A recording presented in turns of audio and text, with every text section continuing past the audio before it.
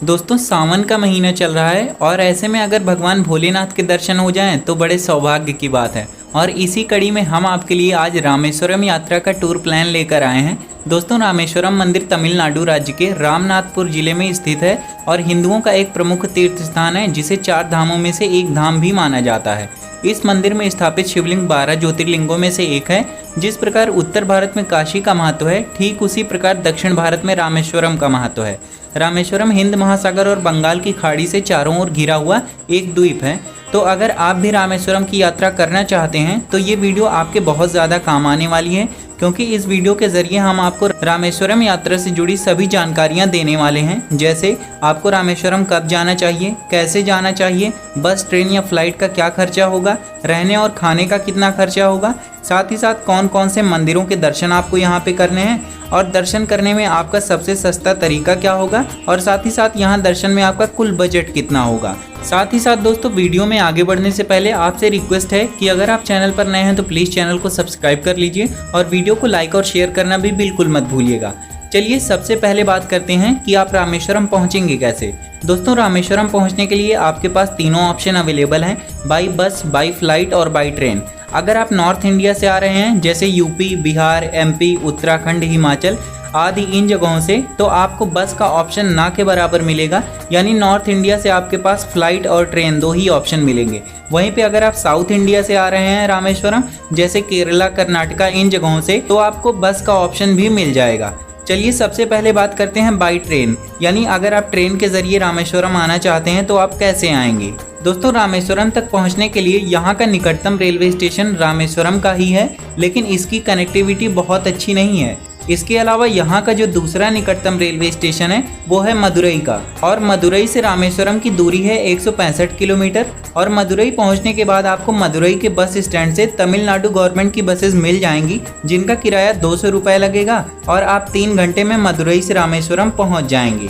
दोस्तों जो मदुरई से रामेश्वरम का सफ़र है वो बेहद ही शानदार और खूबसूरत नज़ारों से आपको रूबरू कराएगा, और रास्ते में आपको पंबन ब्रिज भी देखने को मिलेगा जो समुद्र के बीचों बीच बना हुआ है, और जब यहाँ से ट्रेन गुजरती है तो बड़ा ही मनोरम दृश्य लगता है। तो कुछ इस प्रकार आप चाहें तो मदुरई से रामेश्वरम बाई बस जा सकते हैं, जिसका किराया करीब 200 से 250 रुपये लगेगा। इसके अलावा आप चाहें तो मदुरई से बाई ट्रेन भी जा सकते हैं, जिसमें आपको दुनिया के सबसे खतरनाक ट्रेन यात्रा का अनुभव भी मिलेगा।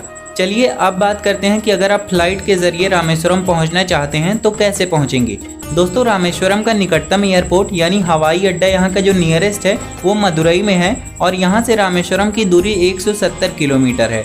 और मदुरई एयरपोर्ट पहुँचने के बाद आपको यहाँ फिर वही बस या ट्रेन के जरिए पंबन ब्रिज होते हुए रामेश्वरम पहुँच जाना है।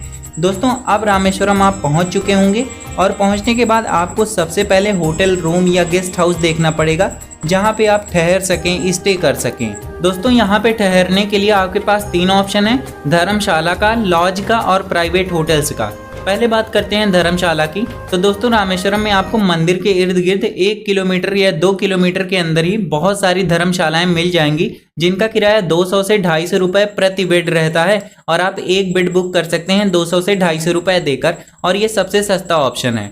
दूसरा ऑप्शन आपके पास है लॉज का, 300 से 400 रुपये में यहाँ लॉज में रूम मिल जाते हैं, तो आप इसको भी देख सकते हैं। और तीसरा ऑप्शन आपके पास है प्राइवेट होटल्स का। यहाँ रामेश्वरम में प्राइवेट होटल्स की शुरुआत 700-800 रुपये से हो जाती है, जिसमें आपको रूम मिल जाएगा। मंदिर के 1 किलोमीटर के आसपास ही ये सारी चीज़ें आपको मिल जाएंगी। चलिए अब बात करते हैं खाने पीने की। दोस्तों यहाँ पर शाकाहारी भोजन 100 से 150 रुपये थाली मिल जाएगा। इसके अलावा मंदिर ट्रस्ट की तरफ से जो भोजन या प्रसाद वितरण होता है वो सुबह 11 बजे से दोपहर 2:30 बजे तक चलता है, तो आप प्रसाद भी ग्रहण कर सकते हैं। यहाँ पर आपको ज़्यादातर फूड साउथ इंडियन ही मिलेगा। इसके अलावा अगर आप सी फूड खाना पसंद करते हैं तो इसके भी बहुत सारे ऑप्शन आपको यहाँ मिल जाएंगे। चलिए दोस्तों अब बात करते हैं दर्शन की। यहाँ आपको दर्शन कैसे करना है। दोस्तों रामेश्वरम का जो मुख्य मंदिर है वो है श्री रामनाथ स्वामी मंदिर, जो भगवान शिव को समर्पित है। यहाँ आपको 2 शिवलिंग देखने को मिलेंगे, और ये भगवान शिव के 12 ज्योतिर्लिंगों में से एक माना जाता है। इसके साथ ही साथ इस मंदिर का जो गलियारा है यानी जो कॉरिडोर है वो दुनिया का सबसे लंबा कॉरिडोर भी है। दोस्तों रामनाथ स्वामी मंदिर में दर्शन करने से पहले आपको मंदिर के बाहर बना है अग्नि तीर्थम, यहाँ पे स्नान करना है। अग्नि तीर्थम के बारे में एक मान्यता है कि जब भगवान श्री राम लंका से थे रावण का वध करके लौटे थे तो अग्नि तीर्थम के पास ही उन्होंने स्नान किया था और भगवान श्री राम के स्पर्श करने की वजह से यहाँ की समुद्री लहरें भी एकदम शांत हो चुकी हैं। अग्नि तीर्थम में स्नान करने के बाद आपको मंदिर प्रांगण में प्रवेश करना है और यहाँ आपको 22 कुंड दिखाई पड़ेंगे। इन सभी 22 कुंड में आपको स्नान करना है। ये जो 22 कुंड बने हैं यहाँ पे मंदिर ट्रस्ट के एम्प्लॉय लगे होते हैं जो आपके ऊपर जल डाल देंगे। उसके बाद यहाँ स्नान करने के बाद अब आपको कपड़े बदल लेना है। कपड़े बदलने के लिए यहाँ पे चेंजिंग रूम भी बने हुए हैं। और दोस्तों ध्यान रहे, श्री रामनाथ स्वामी जो मंदिर है यहाँ दर्शन करने की टाइमिंग सुबह 4 बजे से दोपहर 1 बजे तक और शाम को 3 बजे से रात 8 बजे तक है। चलिए अब बात करते हैं कि श्री रामनाथ स्वामी मंदिर दर्शन करने के बाद आप यहाँ और कौन कौन से मंदिर देख सकते हैं। कोथंद रामा स्वामी मंदिर। दोस्तों ये मंदिर रामेश्वरम से 13 किलोमीटर की दूरी पर स्थित है। इस मंदिर को रावण के छोटे भाई विभीषण का निवास स्थान भी माना जाता है। कहते हैं कि जब विभीषण रावण द्वारा अपमानित करने के बाद श्री राम की शरण में आए थे तो यहीं पे निवास करते थे।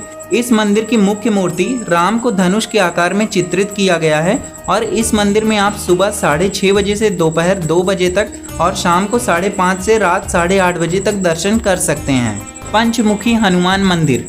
ये मंदिर रामेश्वरम से सिर्फ 2 किलोमीटर दूर है। ये मंदिर हनुमान जी के 5 रूपों के लिए प्रसिद्ध है। इस मंदिर के बारे में कहते हैं जब पाताल लोक का राजा अहिरावण भगवान राम और लक्ष्मण को पाताल लोक ले गया था, फिर जब हनुमान जी राम और लक्ष्मण जी की खोज में गए तो उन्हें पता चला कि अहिरावण का जीवन अलग अलग दिशाओं में रखे हुए 5 दीपकों में है। इन 5 दियों को एक साथ बुझाकर ही अहिरावण को मारा जा सकता था। इसीलिए हनुमान जी ने पंचमुखी रूप धारण किया। इस मंदिर के बाहर आपको एक पत्थर मिल जाएगा जो पानी में तैरता है और ये वही पत्थर है जिससे राम सेतु का निर्माण किया गया था। कलाम नेशनल मेमोरियल। दोस्तों कलाम नेशनल मेमोरियल भारत के प्रख्यात वैज्ञानिक अब्दुल कलाम के सम्मान में बनाया गया है। इस स्मारक में अब्दुल कलाम का एक प्रभावशाली संग्रह है जिसमें मिसाइलों की प्रतिकृतियां और पोखरण परमाणु परीक्षण के बारे में जानकारी मिलती है। इस मेमोरियल को देखने के लिए आपको कोई भी एंट्री फीस नहीं देनी होती है। अरियामन बीच। अरियामन बीच की लंबाई करीब 2 किलोमीटर है। इसे कुशी बीच के नाम से भी जाना जाता है। कोमल लहरों और स्वच्छता के कारण ये समुद्र तट दोस्तों और परिवार के साथ पिकनिक मनाने के लिए एक बेहद शानदार जगह है। Sea World Aquarium. Sea World Aquarium Rameswaram bus stand के ठीक सामने एक लोकप्रिय आकर्षण है। ये समुद्र जीवन का एक शानदार संग्रह है जहाँ पे आप शार्क, झींगा मछली और ऑक्टोपस इत्यादि देख सकते हैं। यहाँ पे शंख से बनी हुई वस्तुएं भी आप यादगार के रूप में खरीद सकते हैं। धनुषकोडी। दोस्तों धनुषकोडी रामेश्वरम से 20 किलोमीटर की दूरी पर स्थित एक छोटा सा गांव है जिसे लास्ट लैंड ऑफ इंडिया के नाम से भी जाना जाता है क्योंकि इसके बाद समुद्र की शुरुआत हो जाती है। और धनुषकोडी वही जगह है जहां से भगवान श्री राम ने श्रीलंका जाने के लिए राम सेतु का निर्माण किया गया था और यहां से श्रीलंका की दूरी मात्र 31 किलोमीटर ही बचती है।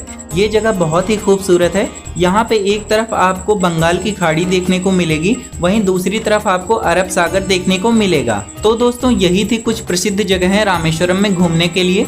चलिए अब बात करते हैं कि रामेश्वरम हमें कब जाना चाहिए और कितने दिनों के लिए जाना चाहिए। दोस्तों रामेश्वरम जाने का बेस्ट टाइम अक्टूबर से लेकर मार्च तक है और मानसून के सीजन में भी आप यहां जा सकते हैं, लेकिन ह्यूमिडिटी थोड़ा ज़्यादा रहती है। लेकिन मानसून के समय आपको शानदार नज़ारे यहां देखने को मिलेंगे। दोस्तों रामेश्वरम यात्रा आपकी 2 दिनों में हो जाएगी, जिसमें पहले दिन आप सभी मंदिरों के दर्शन करेंगे और दूसरे दिन आप धनुषकोडी जाएंगे। चलिए अब बात कर लेते हैं कि रामेश्वरम घूमने के लिए आपका साधन क्या होगा।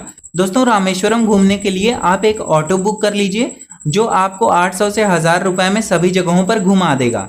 चलिए अब बात करते हैं कि रामेश्वरम ट्रिप में आपका कुल खर्चा कितना होगा। तो दोस्तों रामेश्वरम में 2 दिनों के लिए धर्मशाला का खर्चा करीब 600 रुपए हो जाएगा। वहीं पर लोकल ट्रांसपोर्ट का खर्चा 1000 रुपए और खाने पीने का खर्चा भी आपका 1000 रुपए हो जाएगा। तो इस प्रकार 2 दिनों की रामेश्वरम ट्रिप में आपका जो खर्चा होगा वो करीब 2500 से 3000 रुपए हो जाएगा।